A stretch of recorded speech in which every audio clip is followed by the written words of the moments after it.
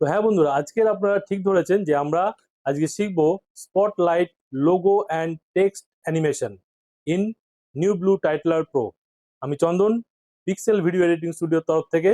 তো বন্ধুরা চলুন আমরা দেখে নিই spotlight text and logo animation. তো বন্ধুরা আমাদের প্রথমে এরকম একটা টেক্সট লিখে নিতে হবে। তো লিখে নেওয়ার পরে আমরা চলে যাবো এখান থেকে সিনসে। ওকে, এখান থেকে লাইট অ্যান্ড ক্যাম। তো এখানে আমাদের তিন ধরনের লাইট আমরা দেখতে পাচ্ছি। আমরা মিডল লাইটটা যেটা আছে সেটা নেব। ঠিক আছে।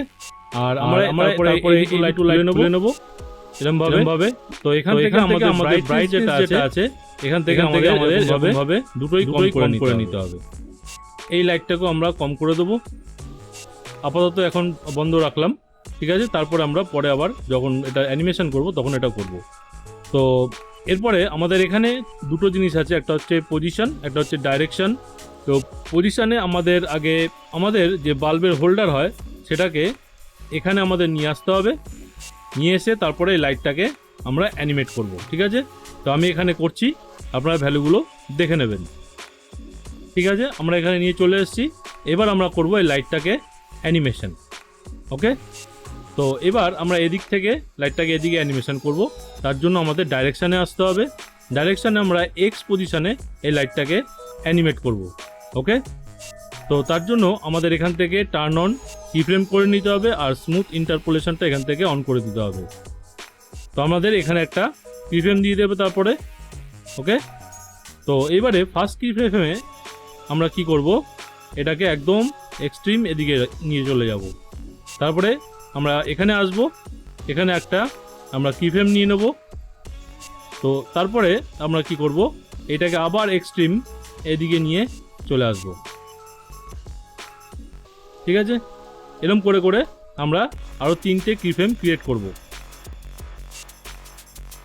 তো এইবারে আমরা কি করব, এখানে যে লাইটটা যে আমরা পুরো অফ করে দিয়েছিলাম, তো এই লাইটটাকে আমরা পুরো বাড়িয়ে দেবো এবারে। ঠিক আছে, ব্রাইটনেসটাকে। ঠিক আছে, তো এবারে আমরা এখান থেকে পুরো 100% ব্রাইটনেস করে দেবো। এখানে আসবো, 100% ব্রাইটনেস করে দেবো।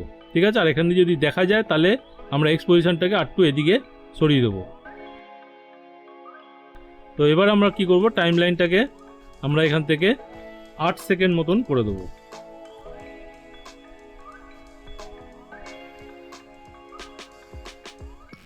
তো এরকমভাবে অ্যানিমেট হবে। এবারে আমাদের এই যে ব্যাকগ্রাউন্ড রয়েছে এটাকে আমরা একটা ব্লু গ্রাউন্ড দেব। তো আমাদের এখান থেকে সে অ্যাড শেপে যেতে হবে, এখান থেকে রেক্ট্যাঙ্গেল।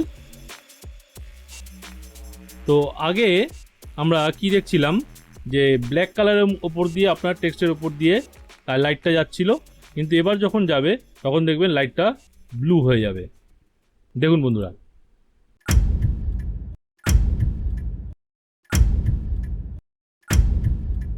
তো বন্ধুরা আপনারা দেখতে পেলেন যে কিভাবে আমরা নিউ ব্লু টাইটলার প্রোতে স্পটলাইট টেক্সট অ্যানিমেশন এবং লোগো অ্যানিমেশন আমরা করতে পারি।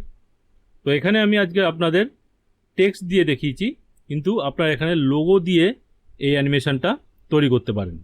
তো বন্ধুরা আজকের আমার এই টিউটোরিয়ালটা আপনাদের কেমন লাগলো সেটা কমেন্ট বক্সে অবশ্যই কমেন্ট করে জানাতে ভুলবেন না।